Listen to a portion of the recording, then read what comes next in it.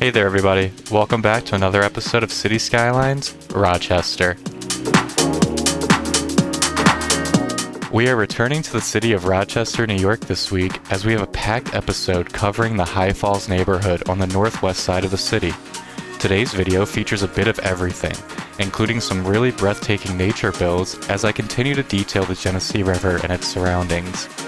Later in the video, I'll also be introducing two new skyscraper additions to the city skyline, the stunning Kodak Tower and Eastman Kodak Campus by asset creator Gilded, and the sleek modern Metropolitan Tower in downtown that I recently created for the series.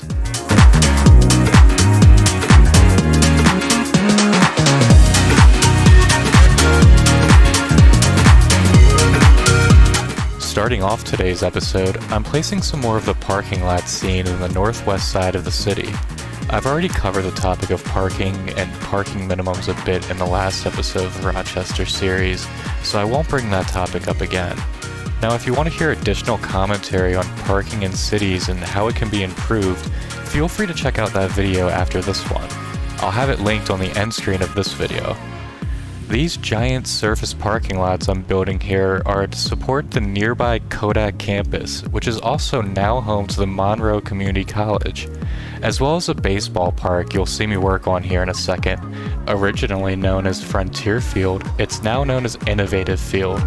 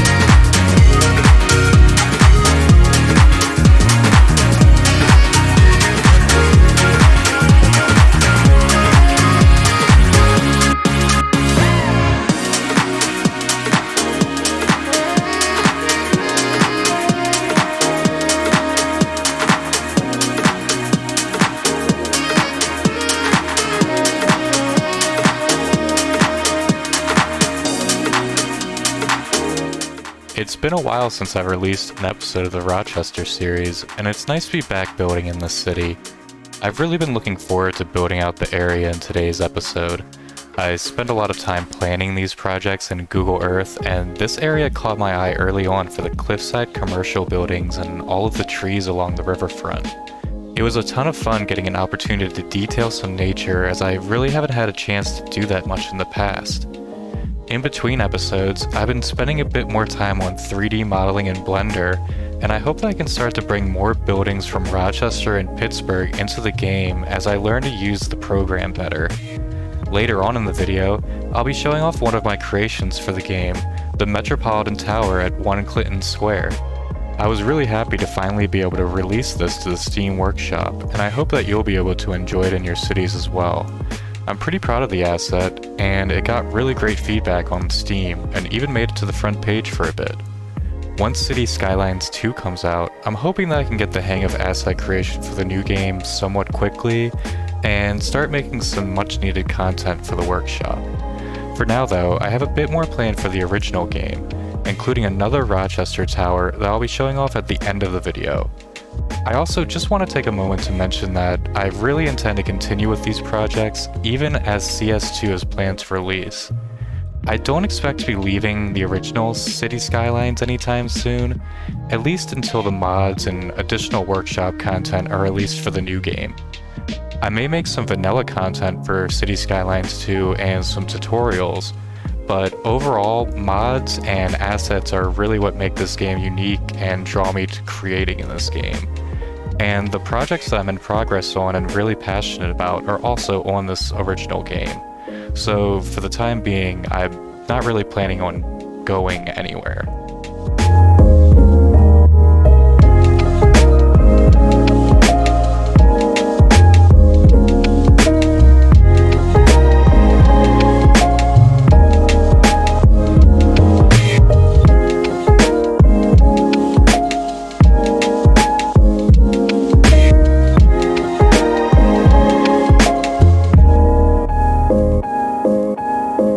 The High Falls neighborhood of Rochester, New York is a vibrant and historic area that has undergone a significant transformation in recent years. Located in the heart of downtown Rochester, the neighborhood is named after the stunning waterfall and the Genesee River that runs through it. The High Falls area has a rich history dating back to the early days of Rochester's industrial boom. The Genesee River provided power for many of the city's factories, and the High Falls area was home to a number of mills and manufacturing plants. The area first experienced revitalization when the Genesee Brewing Company renovated a historic brewery building across from High Falls into a visitor center, microbrewery, and a restaurant in 2012. The Genesee Brew House, which offers a stunning view of the falls from its balcony and rooftop, has become a popular attraction for both locals and visitors alike. If you're from Rochester, you'll know of course that the brew house is on the other side of the Genesee River from where I'm currently working on, but stay tuned for a future episode where I plan to complete the brew house and the nearby Genesee factories. Today, the neighborhood is a hub of activity, with a thriving art scene and a wide variety of shops, restaurants, and entertainment options. The High Falls district is home to several historic buildings that have been repurposed and revitalized. Instead of factories, they now house loft apartments, office spaces, and event spaces like the one I'm working on now, which has some really nice waterfall views from the back patio. The area is also home to several attractions, like Trip Hammer's Forge and of course the stunning views of the waterfall, as well as entertainment and events like the High Falls Film Festival, which celebrates women in filmmaking during its annual return to the city. In just a moment, I'll be showing off a really nice time-lapse of the nature detailing work I did in the High Falls area and the rest of the Genesee River. But first, I have one last item to cover, and that is the Pont de Rennes Bridge. Originally named Platt Street Bridge, it was converted to pedestrian use only in 1982 as part of the redevelopment of the High Falls area, and was renamed the Pont de Rennes Bridge to honor Rochester's sister city in France as part of the conversion.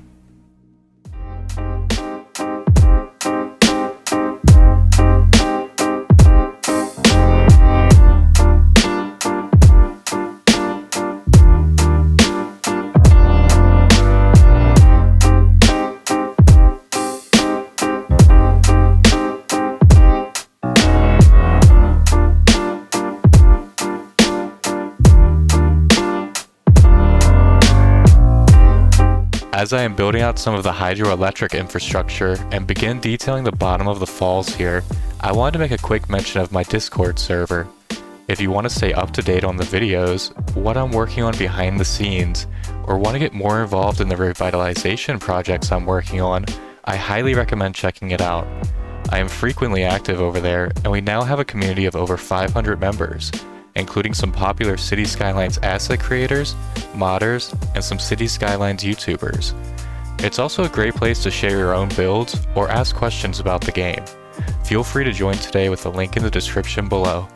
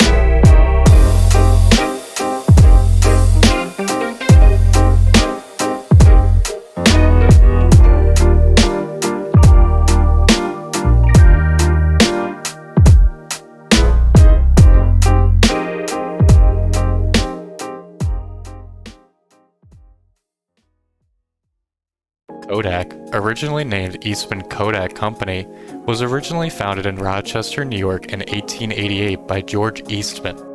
The company was founded on the foundation of Eastman's breakthrough invention, a dry plate photographic process that revolutionized photography at the time. Kodak quickly became a pioneer in the photography industry, producing cameras, film, and other photography equipment. The company was instrumental in popularizing photography by making it accessible to millions of people around the world. Throughout the years, Kodak continued to innovate and expand their brand, creating new products and technologies. In the 1930s, Kodak introduced the famous Kodachrome film, which became the standard for color photography for decades to come. However, the rise of digital photography in the 1990s and early 2000s presented a significant challenge for Kodak. The company struggled to adapt to the changing market, and its dominance in the photo industry began to decline. In 2012, Kodak finally filed for bankruptcy and underwent a major restructuring of the company. Despite its many struggles, Kodak remains an iconic company in Rochester, New York, where its headquarters and major manufacturing facilities are still located today. The company's impact on the photography industry and the world of imaging technology is undeniable, and its legacy continues to inspire innovation and creativity. The success of Kodak in Rochester attracted many other photography companies to the area, and the city quickly became a hub of photo innovation.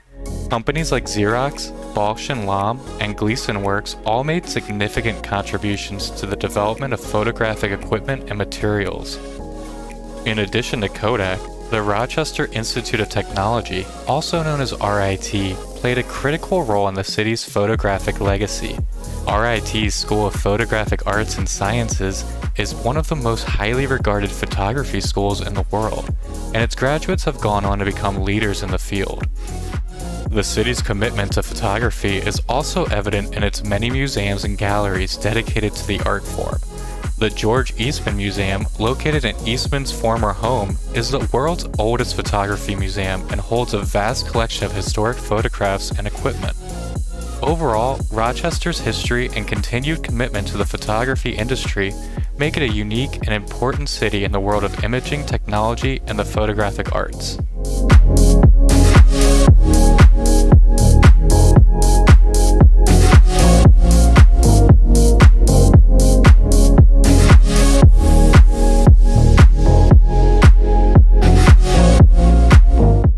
Once again, I want to thank the very talented asset creator Gilded for creating these amazing Kodak campus assets. I've included a link in the description below where you can find the whole collection on the Steam Workshop.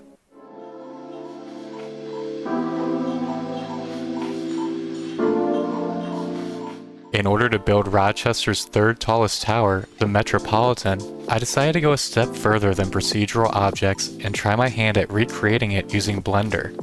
It's such an iconic and elegant part of the skyline, and I figured it was simple enough that I could attempt it as my first skyscraper project.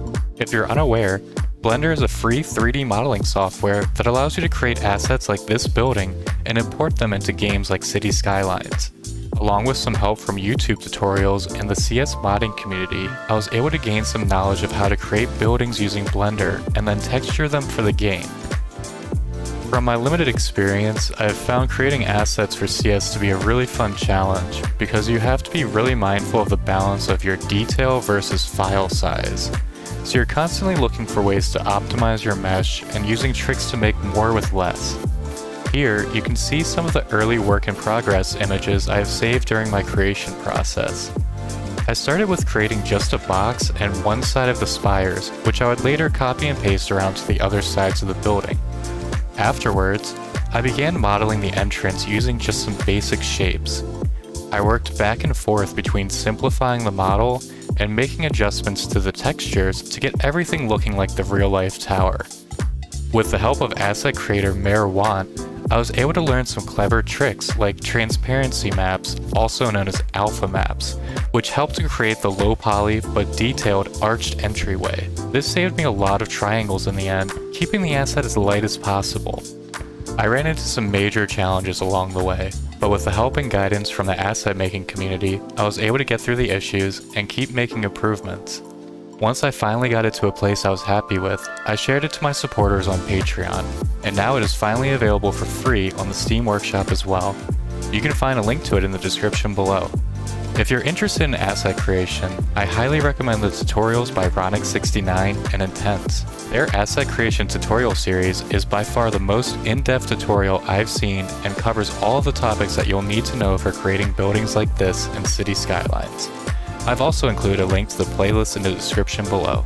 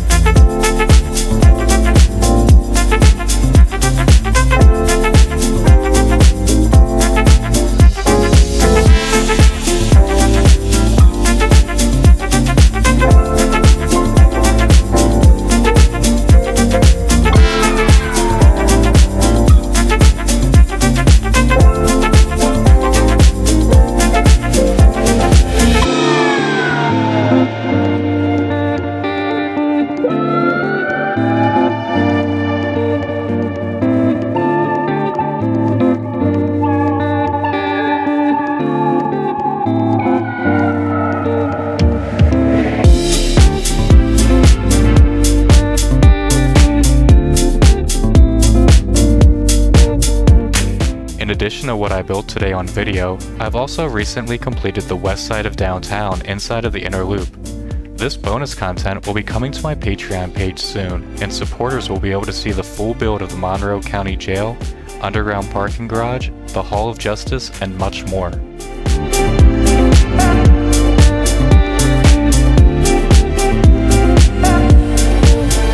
Also now on Patreon, I've recently released the first version of Xerox Tower for City Skylines.